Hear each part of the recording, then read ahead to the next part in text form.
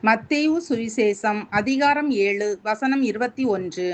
பரலோகத்தில் இருக்கிற என் பிதாவின் சித்தத்தின்படி செய்கிறவனே பரலோக ராஜ்யத்தில் பிரவேசிப்பானே அல்லாமல் என்னை நோக்கி கர்த்தாவே கர்த்தாவே என்று சொல்லுகிறவன் அதில் பிரவேசிப்பதில்லை.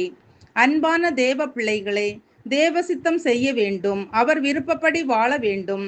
நம் விருப்பம் போல வாழ்ந்தால் பரலோகம் செல்ல முடியாது. ஆண்டவர் விருப்பப்படி வாழ்ந்தால் மட்டுமே பரலோகம் செல்ல முடியும். ஆண்டவர் கட்டளைக்கு கீழ்ப்படியாமல் நாம் மனம் விரும்புவது போல் வாழ்ந்தால் நிச்சயம் பரலோகம் செல்ல முடியாது. காரணம், தேவன் மனிதனை அவருக்கு கீழ்ப்படிந்து வாழவே சிருஷ்டித்துள்ளார்.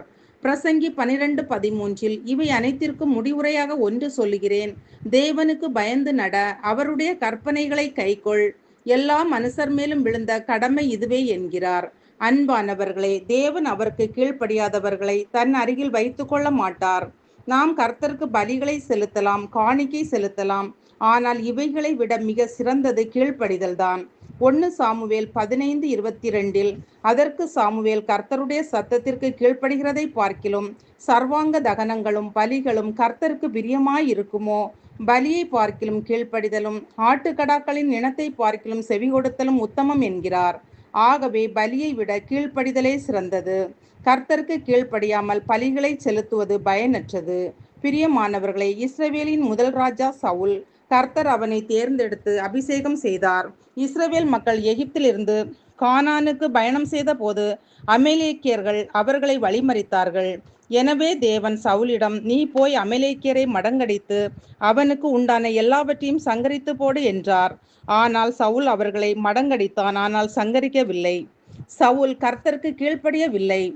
நடந்தது என்ன? தேவன் சவுலை அரியணையிலிருந்து தூக்கி எறிந்தார். ஆடு மேய்க்கும் தாவீதை ராஜாவாக்கினார். ஜெபிப்போம். அன்பின் பரலோக பிதாவே, இந்த நாளுக்காகவும் இந்த சத்தத்தை கேட்கிற ஒவ்வொருவருக்காகவும் உமக்கு நன்றி அப்பா. நாங்கள் ஒவ்வொருவரும் உமது விருப்பப்படி வாழ்ந்து உமக்கு கீழ்ப்படியவும், இரகசிய வருகையில் செல்ல எங்கள் பிள்ளைகள் பெற்றோருக்கு கீழ்ப்படியவும், மனைவி கணவனுக்கு கீழ்ப்படியவும், குடும்பம் கர்த்தருக்கு கீழ்ப்படியவும் தேவன்தாமே எங்களுக்கு கிருபை செய்வீராக. இயேசுவின் நாமத்தில் பிதாவே, ஆமென். நல்லவரே என் இயேசுவே, நான் பாடும் பாடலின் காரணரே. நல்லவரே என் இயேசுவே,